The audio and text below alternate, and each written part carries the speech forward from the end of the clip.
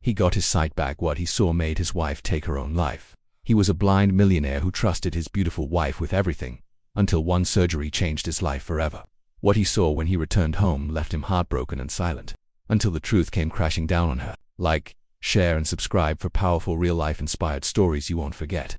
Jordan Miller had it all: wealth, fame, and brains. He was known across Atlanta and beyond as a young tech genius who turned blindness into brilliance. After losing his sight at 16 due to a brutal car crash, he refused to let the darkness take over his future. While other teens were dreaming of fame or football, Jordan was coding in Braille, learning business strategies through audio lectures, and mentoring other students with disabilities. By the time he was 25, he had built an AI-based security company that sold to a major investor for $12 million. But with all his money and success, what Jordan treasured the most was Alyssa, his beautiful, smart, and supportive wife. They met through mutual friends. She was magnetic, full of laughter, and had a way of making him feel like the only man in the room. Jordan thought he hit the jackpot. Despite being blind, he felt like he could truly see her heart. The two married. Just a year after meeting, their wedding made headlines. Blind black tech mogul marries the love of his life. They became social media's favorite couple. But as time passed, cracks began to show. Alyssa's hugs became brief. Her compliments felt scripted, and she always seemed to be busy on her phone, slipping into the hallway to take calls in whispers. Jordan's intuition kicked in. He couldn't see her body language, but he could hear things. The change in her voice, the silence after certain questions, the scent of unfamiliar cologne lingering on her when she came home late. He wanted to ask, he wanted to confront, but a part of him feared the answer, so he stayed quiet. But he never stopped wondering that. Then, one day, everything changed. A medical breakthrough in Switzerland offered Jordan a once-in-a-lifetime chance, a new type of corneal stem cell transplant that could potentially restore his vision. The risk was high. The recovery would take weeks, but the hope of seeing again, even if just blurry shapes, ignited a fire in Jordan's heart. When he told Alyssa, she acted excited. "Oh my God, baby, you deserve this more than anyone," she said, hugging him. But he couldn't ignore how quickly she asked, "How long will you be gone?" "I'll need about 2 weeks in recovery," he answered. "Maybe more." She smiled almost too fast. "I'll hold things down here."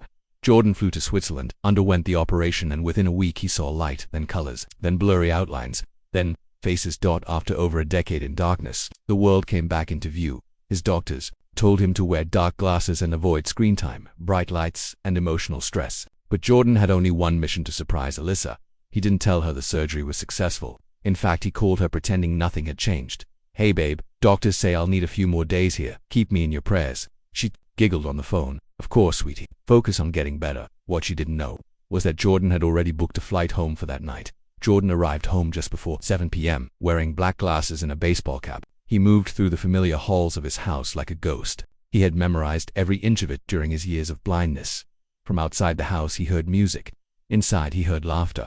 Not just Alyssa's voice, a man's voice, deep and smooth. He opened the front door slowly, walked inside, and stood behind the kitchen wall. Then he peeked around the corner and froze. Alyssa was sitting on the couch in a silk robe, drinking wine with another man. They were laughing, flirting, and getting too close for just friends. Jordan's world shattered in that moment. His heart pounded, but he said nothing. He simply watched, standing still.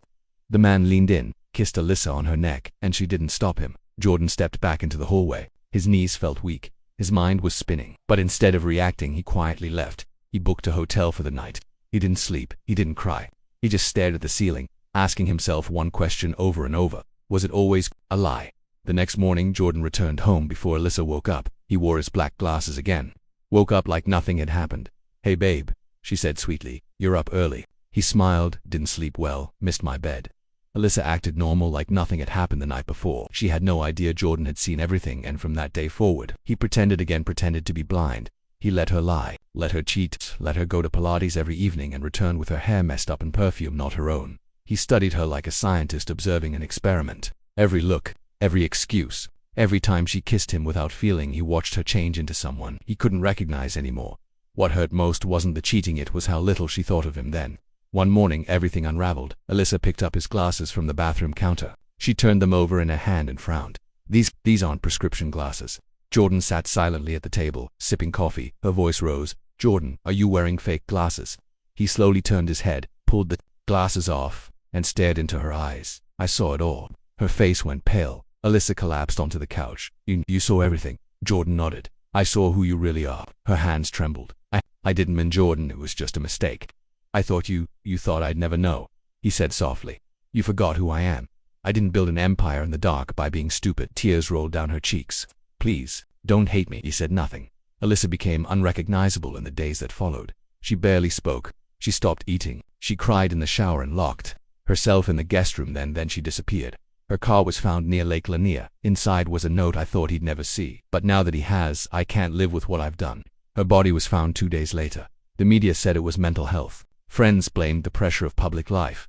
But Jordan knew the truth. She died from the weight of her own guilt. Months later, Jordan stood on stage at a TEDx conference. He spoke not about betrayal but about perception.